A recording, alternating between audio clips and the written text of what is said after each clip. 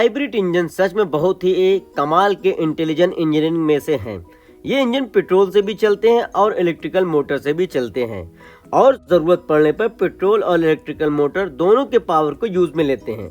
लेकिन इनमें से एक खास बात यह है कि हमें इस बैटरी को कभी चार्ज नहीं करना पड़ता है। मेरे ख्याल से बेसिक आपको पता होगा इनके बारे में, लेकिन हम कुछ कदम आगे बढ़कर ओरिजिनल हाइब्रिड इंजन के पीछे की बेहतरीन इंजीनियरिंग के बारे में समझने की कोशिश करेंगे। गाड़ी को हम रोड पर नहीं चलाएंगे तो बेटर अंडरस्टैंडिंग के लिए हमें गाड़ी को इस एनिमेशन की सहायता से समझेंगे। लेकिन थोड़ी सुविधा के लिए हाइब्रिड कार से पहले माइल्ड हाइब्रिड कार को समझ लेते हैं। माइल्ड हाइब्रिड कार का इंजन कुछ इस टाइप का होता है, जहां पर गाड़ी का अल्टरनेटर लगता है उस जगह पर integrated starter motor generate in should ISG लगा रहता है। ये मशीन मोटर और जनरेटर की तरह काम कर सकती है और इफिशियंसी इसकी अल्टरनेटर से ज़्यादा होती है।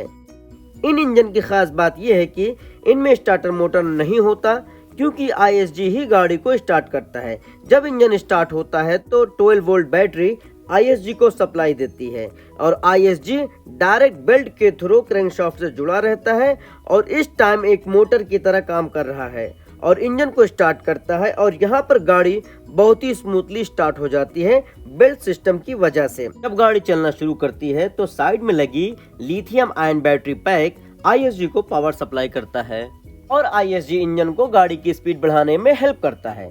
इससे इंजन की इफिशियंसी बढ़ती है और फ्यूल कंजम्पशन कम होता है। जब गाड़ी स्पीड में होती है और हम एक्सीलरेटर कम करते हैं या फिर ब्रेक लगाते हैं तो इस कंडीशन में टायर से इंजन की तरफ एनर्जी ट्रांसफर हो रही है। इसको रीजनरेटिव ब्रेकिंग सिस्टम बोलते हैं। इस कंडीशन में ISG जनरेटर की तरह काम करेगा और बैटरी को रिचार्ज करने लगेगा। इस इंजन की खास बात यह है कि जब गाड़ी सिग्नल पर रुकती है तो इंजन ऑटोमेटिकली बंद हो जाता है, क्योंकि गाड़ी को रोकने से पहले हम क्लच पेडल को दबाकर गाड़ी को न्यूट्रल गियर में शिफ्ट करते हैं और इस कंडीशन में गाड़ी रुकी है और ISG जनरेटर की तरह काम करेगा। तो एक तरह से पेट्रोल एनर्जी इलेक्ट्रिकल एनर्जी में कन्वर्ट होकर बैटरी में स्टोर की जा रही है। इससे अच्छा तो इंजन को ऑफ करके ही पेट्रोल को ही बचा लो, ताकि एनर्जी ट्रांसफर में जो लॉसेस हो रहे हैं तो उनको बचाया जा सके। और जैसे ही हम क्लच पेडल को दबाकर गाड़ी में गियर लगाते हैं तो ISG स्टार्ट में इंजन की मदद करता है और इस मदद से इंजन स्टार्ट भी हो जाएगा और दोनों मिलकर एक साथ काम करेंगे। लेकिन इस जनरेटर का एक ऐसा मैकेनिज्म है कि ये अकेला काम नहीं कर सकता है, इंजन के साथ में ही काम करता है। इसलिए हाइब्रिड सिस्टम डेवलप हुआ और सच में ये बहुत ही इंटेलिजेंट सिस्टम है। तो सबसे पहले इंजन का मैकेनिज्म से समझ लेते हैं। हाइब्रिड इंजन में बेसिकली 3 डिवाइस होते हैं जो पावर जनरेट करते हैं। एक इंजन खुद, दूसरा मोटर जनरेटर सेट 1 जिनको MG1 बोलते हैं और तीसरा है मोटर जनरेटर 2 MG1 MG2। दोनों ही मोटर और जनरेटर की तरह काम कर सकते हैं और एक पावर कंट्रोल यूनिट जो एक इन्वर्टर ही है और इस इंजन का ब्रेन भी, जो इन सभी मोटर जनरेटर और इंजन और बैटरी की पावर को मैनेज करता है। इस इंजन की खास बात है, जब नॉर्मल स्पीड में स्लो रेस्ट पोजीशन से चलाना स्टार्ट करते हैं तो इंजन स्टार्ट ही नहीं होता। MG2 मोटर अकेले ही बैटरी की पावर से गाड़ी को बढ़ाने लगती है और यहाँ पर बहुत ही ज़बरदस्त डिवाइस लगी रहती है जिसको पावर स्प्लिट डिवाइस बोलते हैं। बेसिकली ये एक प्लेनेटरी गियर सिस्टम ही है और यही इन तीनों की पावर को मैनेज करता है। बेसिकली ये इस इंजन का हार्ट होता है, तो इसको समझे बिना इस इंजन को समझ पाना मुश्किल है। यहाँ पर आप थोड़ा कंफ्यूज हो सकते हैं, तो थोड़ा ध्यान से देखना है। ये एक रिंग गियर है और इसके अंदर 3 छोटे छोटे गियर हैं जिनको प्लेनेटरी गियर बोलते हैं और इन तीनों प्लेनेटरी गियर एक कैरियर के साथ माउंट हुए रहते हैं। जब हम रिंग गियर को घुमाना शुरू करते हैं तो रिंग गियर प्लेनेटरी गियर पर फोर्स लगाएगा और प्लेनेटरी गियर अपनी ही जगह पर घूमने लग जाएंगे। प्लेनेटरी गियर 2 तरह से रोटेट करते हैं, एक तो अपनी जगह पर घूम सकते हैं और दूसरा इस रिंग गियर के साथ फॉरवर्ड और रिवर्स डायरेक्शन में भी घूम सकते हैं। बीच में 3rd नंबर गियर और लगा रहता है जिनको हम सन गियर बोलते हैं। अगर हम प्लेनेटरी गियर को पकड़ लेंगे और रिंग गियर के साथ नहीं घूमने देंगे तो प्लेनेटरी गियर बीच में लगे हुए सन गियर को रिवर्स डायरेक्शन में घुमाएंगे। अगर हम अपने इंजन पर वापस चलें और देखें कि MG2 जब अकेले ही गाड़ी को फोर्स लगाता है तो इस बीच वाले गियर के थ्रू रिंग गियर भी घूमने लगता है और आप देखेंगे प्लेनेटरी गियर डायरेक्ट इंजन के शाफ्ट से जुड़ा हुआ है।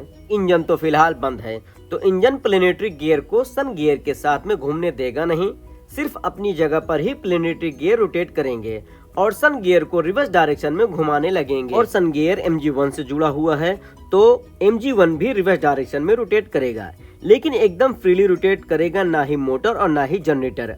अब मान लो आपने एकदम एक्सीलेटर पर पैर रख दिया, तो MG2 इतना पावरफुल नहीं है कि अकेला गाड़ी को स्पोर्ट्स कार बना दे। इसको इंजन की सपोर्ट की जरूरत पड़ती है और इस कंडीशन में इंजन को स्टार्ट किया जाता है। इंजन को स्टार्ट करने के लिए इनमें कोई स्टार्टर मोटर नहीं होता, तो इंजन को सिर्फ और सिर्फ MG1 ही स्टार्ट कर सकता है, क्योंकि यही डायरेक्ट इंजन के शाफ्ट से जुड़ा है। तो MG1 को बैटरी से पावर दी जाती है इंजन को स्टार्ट करने के लिए। अब तक जो MG1 रिवर्स डायरेक्शन में रोटेट कर रहा था, अपनी दिशा बदलेगा। अब इस कंडीशन में आप देखोगे कि रिंग गियर को MG2 पावर दे रहा है और सन गियर को MG1, और ये पूरी पावर प्लेनेटरी गियर पर लगेगी। अब प्लेनेटरी गियर बेचारा इतनी पावर का करेगा क्या, तो ये पूरी की पूरी पावर इंजन पर भेज देगा और तीनों गियर एक ही डायरेक्शन में रोटेट करने लग जाएंगे। पावर मिलते ही इंजन स्टार्ट हो जाएगा और अब इंजन और MG2 दोनों मिलकर कार को स्पोर्ट्स कार बना देंगे। लेकिन जैसे ही कार डीएक्सेलेरेट करते हैं या गाड़ी ढलान में चल रही होती है, तो इंजन बंद हो जाता है। तो अब इस सिचुएशन में वापस टायर से पावर मिलेगी, तो MG2 जनरेटर की तरह काम करने लगेगा और बैटरी को रिचार्ज करेगा, जिसको रीजनरेटिव ब्रेकिंग बोलते हैं। अब सिर्फ एक कंडीशन और बची है, उसको समझ लेते हैं।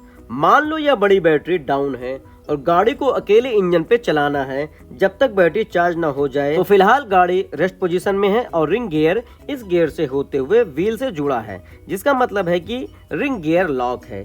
जब MG1 शुरू होगा तो सन गियर में से होते हुए पावर प्लेनेटरी गियर तक पहुंचेगी और प्लेनेटरी गियर डायरेक्ट इंजन को रोटेट करवाएगा और इंजन स्टार्ट हो जाएगा। अब आपके मन में सवाल उठा होगा, दो सवाल, कि जब इंजन स्टार्ट रहता है और गाड़ी न्यूट्रल में होती है, या जब फिर स्पीड में चलती हुई गाड़ी को न्यूट्रल कर देते हैं तो रीजनरेटिव ब्रेकिंग काम नहीं करती है, ऐसा क्यों? दूसरा सवाल है कि इंजन को स्टार्ट तो MG2 ही कर देगा, फिर MG1 की जरूरत ही क्या है? इस सवाल का जवाब मैं बताता हूँ। यहाँ पर कुछ रीजन है। यदि पीछे लगी बड़ी बैटरी चार्ज नहीं होगी तो अकेला इंजन गाड़ी को आगे चला लेगा, लेकिन अगर ये छोटी बैटरी चार्ज नहीं होगी तो गाड़ी स्टार्ट ही नहीं होगी। तो इस बैटरी का चार्ज होना बहुत ही जरूरी है। और जब इंजन और MG2 मिलकर गाड़ी को रन करते हैं तो उस कंडीशन में MG1 जनरेटर की तरह काम करता है और बैटरी को भी चार्ज करता है और MG2 को भी इलेक्ट्रिकली सपोर्ट करता है, ताकि MG2 पर ज्यादा लोड ना पड़े और गाड़ी के जितने भी फंक्शन हैं उसको भी रन करवाता है। तो आशा करता हूँ कि आई होप कि आपको हाइब्रिड इंजन की रियल पावर समझ में आ गई होगी।